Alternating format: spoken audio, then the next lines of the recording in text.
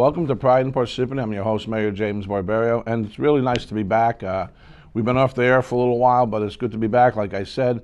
And today we're here to discuss the Office of Emergency Management, and my guests today are Chief Paul Phillips of the Police Department, who's also the Emergency Management Coordinator, and Eric Hubner, who is the Emergency Management Assistant Coordinator.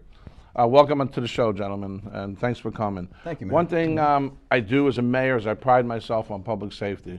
We have a very great organization there in the Office of Emergency Management, as well all of our volunteers and our EMS and all that stuff. So anyway, I have to ask each one of you a question, because people would like to know what your experience in this field is. So I'll start with you, Chief. And what is it you'd like to know? Experience. My personal experience. Yeah, personal experience. Well, I've been a police officer here in Parsippany for 37 years, and I've been involved in the Office of Emergency Management in one capacity or another since approximately 1999. It became a very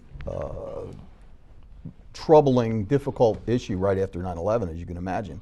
And we've built the organization up to what is today a well-oiled running machine, thanks in great part to Mr. Hubner, who's intimately involved in everything that we do. But that's a little bit of my background. All right, Eric? Mr. Mayor, I've been pleased to be a member of this community for the past 32 years. I own and operate a textile company, small family business, and in 1998, the municipality where my business is located asked if we would help out in emergency management, be part of what's called the Local Emergency Planning Council, as they were preparing for Y2K and the computer disaster that was going to end the world. Yeah. So I started sitting in on the meetings and certainly found an avocation for it. Meanwhile, I spent 2 years as a fire commissioner in District 6, but learned the business of emergency management really by doing it there. And so this is now my 19th year as an emergency manager, 15 in Parsippany. Good. So can you explain to me, whoever, what exactly the Office of Emergency Management does? Not to me, I know what it does, but to our residents. Yeah. Certainly. Emergency management is part of an overreaching federal, state, local, and county operation starting by FEMA, the term you've heard, the Federal Emergency Management Agency. Our job is to protect the community, its property, from the threat of disasters. Unfortunately, we know that disasters do occur, and unfortunately, they happen here. We do that in the Office of Emergency Management by a cycle of emergency management.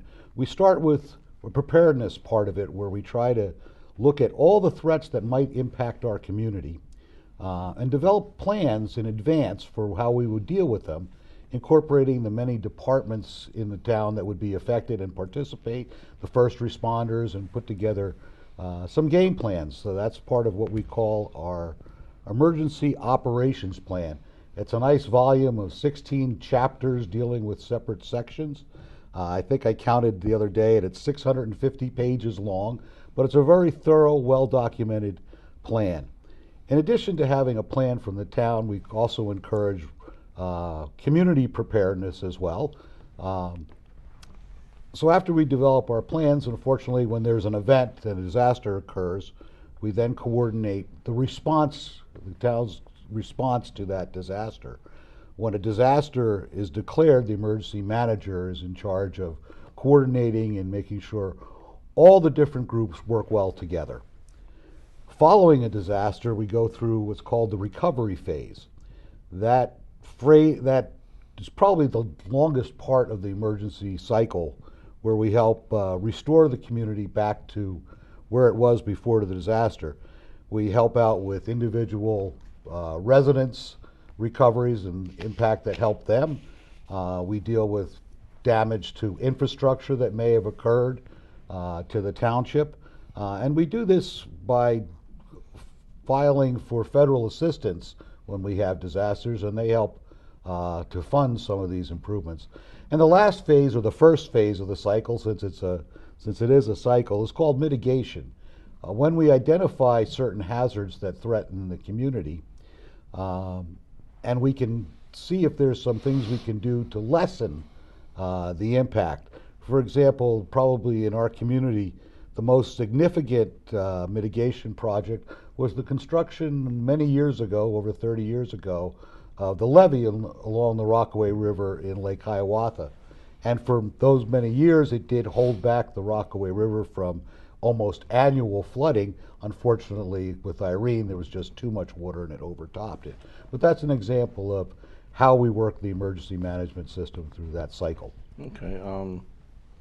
Well, okay. Let me ask you this question because I know as the mayor, I'm in the meetings with you. But when it comes to emergency management or a disaster, and the governor deems it a, what's it called again? State of emergency. Who calls the shots from that point on? Because I know you have to have one person. Would it be you, Chief, or? Well, yes. As the head of OEM Right. and as the chief of police, if a disaster is declared, I would be in Right. charge of the overall operations. And this is interesting that residents know this. Here's why.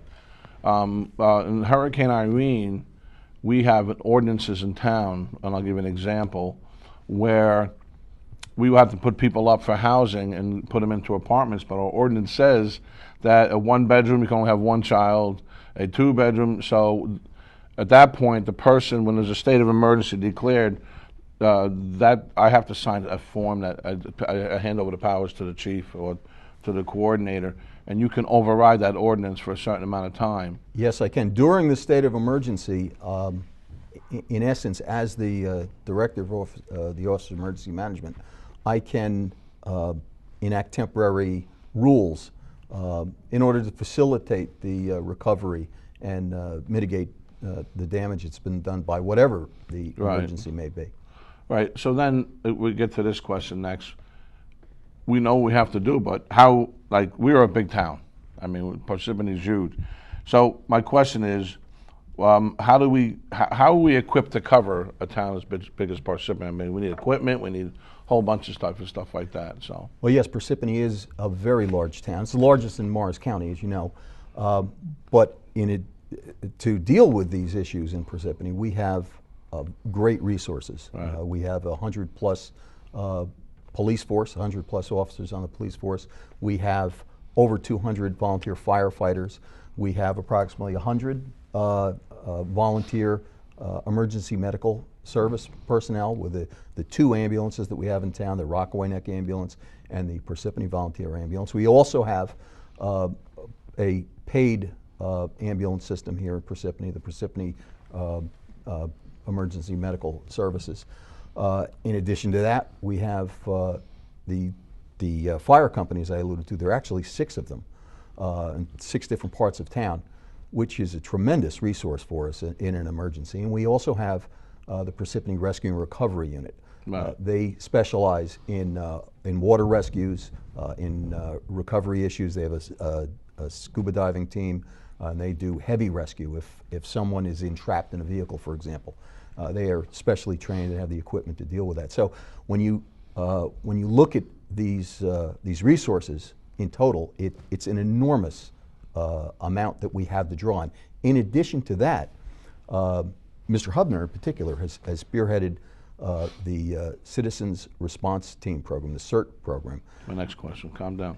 Okay, I would steal your thunder. We'll I'm only busting. Okay. We'll get to that in a minute. Okay. But In addition to the volunteer first responders that we have, we also have a tremendous cadre of regular township employees. right, The Department of Public Works during a disaster is probably one of the most vital Right, absolutely. teams, and that includes the sewer and water departments as well as parks and forestry, and even sometimes the golf utility gets involved. And we have second to none in the way of tremendous public works, as well as support from the Social Services Department Right. and shelter. and that's what's great about Parsippany.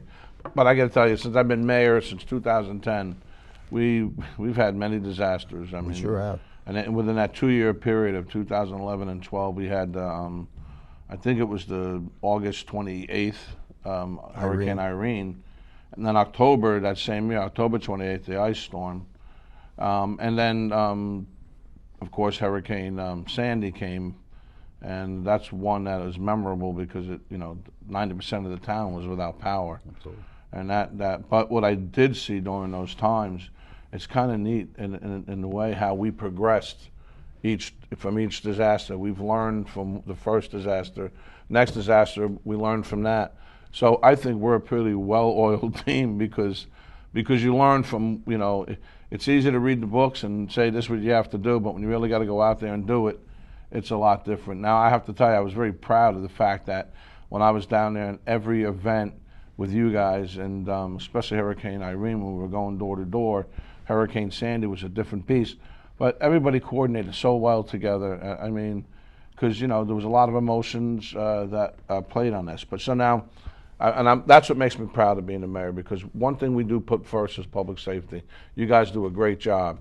Now let's talk about this CERT team, and I'll give that question to Eric, because I know he works with them. And this is really interesting, ladies and gentlemen, because these individuals volunteer their time for Parsippany. So you can take it off from there. Mayor, we're now in about year 12 of a community emergency response team. And again, this was kind of an offshoot after 9/11, when the federal government looked over all things pertaining to Homeland Security and emergency management. And again, we take this all hazards approach to things, so it doesn't matter which particular disaster we might have. If we develop a cadre of trained volunteers to help out, they're able to be a force multiplier, as the chief likes to use that term, for the existing first responders to help them out, and also respond if no one's there. The CERT program originated in California, Los Angeles area, following their experience in helping the folks in Mexico City from a disastrous earthquake. During that disaster down in Mexico, a lot of folks jumped right in to help, which is natural. Unfortunately, probably over 100 people that jumped in to help were killed because they didn't have any basic training to know what to do. So the folks in Los Angeles, fearing earthquakes in their hometown, decided to try to train the residents. And FEMA developed a 20-hour community emergency response team training class. We just completed one 2 weeks ago. We had a weekend class Friday night, all day Saturday, and Sunday, culminating in an exercise drill. Today we have approximately 50 residents in our community who last year volunteered probably over 2,000 hours. They contributed at many events throughout the township. Things like our parades, our fireworks, fall festival, concerts, every concert, and with a twofold approach. Our members are out there to assist the public and be visible. They're also there to help pass out preparedness information and literature to help get the individuals prepared. And to begin, generally with other responses, now security is concerned. We just recently started assisting the police department with these fundraiser races that are held just to help secure the routes and things like that. So that's good, because I know that what I've noticed about some of the CERT members is some of those individuals were those that were in those disasters. One I know in Lake Hiawatha. So, and they were devastated. Their house was flooded out, and they joined the CERT later on because they know what it was like. They experienced, the impact of Irene, and it's nice that they make a positive out of it, going forward. So, Parsippany also has a racist group, races, excuse me. And what's their role? Mayor, we're very proud of this group. I was speaking last night to the radio officer who was in charge of the group, and I asked him if he knew if there were any other communities around here that had a team such as ours, and with his experience, he said no. We're very happy to have over a dozen amateur radio operators who are licensed by the FCC to operate on the amateur radio bands, and they are first CERT members as well as licensed RACES members, so then they move into the next level. And we use them as our primary communications team for our group, first of all. Second of all, over at our Emergency Operations Center building, we have a duplicate of the communication systems that the town uses at the police station and the main comm center. And our RACES officers are trained to operate those radios as well as amateur radios. And they also operate a field communications van, which is a mobile source of communications that can be taken anywhere in the township to provide and supplement communications. One of the ways we liken what these races guys do to emergency management. They like to refer to themselves as the fire extinguisher on the wall, that hopefully you never have to use it. But when we experience communications failures, which we did if, I'm trying to remember which hurricane that came through in Roselle Park, the Verizon main switching station went underwater and shut down all the cell phone service for this sector. 9/11 when we lost the towers. There's voids in communications, and even the regular ones that we want to use. So the RACES guys are there to always provide that backup. Can you give the acronym its actual name? Sure, it's Radio Amateur Civil Emergency Services. All right, good. All right, so now we cleared some of it up with what you guys do, but I think the future shows come, and I think we should have the RACES on the show, We'd love and we that. should also have CERN on the show, and they can explain their roles and specifically in detail. So that'd be great. So let me ask you this question: how can members of the public join or become involved? Well, the first things we'd like to ask the public to do is to simply learn to take care of themselves and their family members. You see our poster here, Ready Parsippany. Yep. Plan, prepare, and stay informed. The federal government came up with a simple idea that if you have a little plan with your family members to say, what are you going to do when you're faced with an emergency or disaster? Where might you go? What happens if you're at work and your kids are at school? And what happens if you're traveling or whatever? How do you put that plan together so that you can reconnect with your family? They suggest a communications plan. You may recall they suggest that maybe you have an out-of-state relative that you can all call, because sometimes the local phone lines are down, but you can still get out with the long-distance lines. And then everybody knows that you're okay. If you have a plan, we suggest that you have the ability to take care of yourself and your family members for 3 to 5 days. Now, Mary, you alluded to the Snowtober storm. That was a 7-day power failure. And of course, the Sandy was 12 to 14 days. I think we both got power restored on that 14th day to both of us. It was like very end. It was amazing. Yep. So if you have enough supplies on hand at your home to be self-sufficient, that's what we suggest you do. So that's the preparedness stuff. And it doesn't have to be much. Some buy 2 extra cans of whatever, soup a day. Every time you go to the store, and you'll have enough in the closet to help out. And the last thing is to stay informed. The chief coordinates this in the police department, but we have an emergency notification system that folks can sign up to on the website, where the county as well as the local police department can send out emergency alerts. So when a disaster or emergency is occurring, that would be the most direct way to get information from the proper source directly to your cell phone or your email address. Good, that's great. I think you guys answered all the questions that I have. But that being said, I wanted to say this before I close the show out. You guys do a great, you serve the community well, let's put it that way. And this is important, and I got to tell you, as mayor, the 3 disasters were heart-wrenching, watching residents being out of their homes, and we had no power. I remember Hurricane Sandy well, that we had to worry about our own infrastructure, and we had to determine that had to be the most important thing, because if our infrastructure failed, it would have been catastrophic throughout the entire township.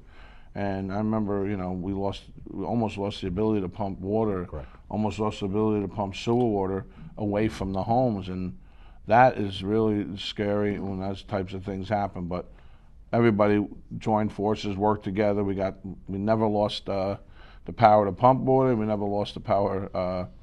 We lost it temporarily in the sewer department, but we got it back and running. And that's when you really know you're having an emergency, because you don't want your town infrastructure to collapse, because that could be, But everybody pulled together. I got to tell you, and you make a good point, Eric, that our township workers, everybody's involved.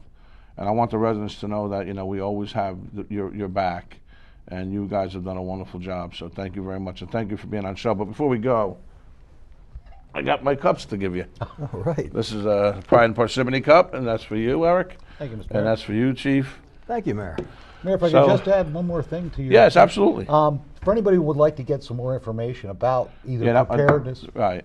So if they want to join, say the CERT, they want to join, you know, the RACES group or whatever, or even, you know, participate and help out, what would they need to do? we direct them through the town website to our Okay. emergency management page. There's also a link to a CERT team program that's there. There's also contact information for the chief, myself, and also the Mayor's Action Center would be an easy way to reach out. Now, aren't you redoing the website now, or working on it? Well, it's up and running. All right, good. That's even better. All right, good.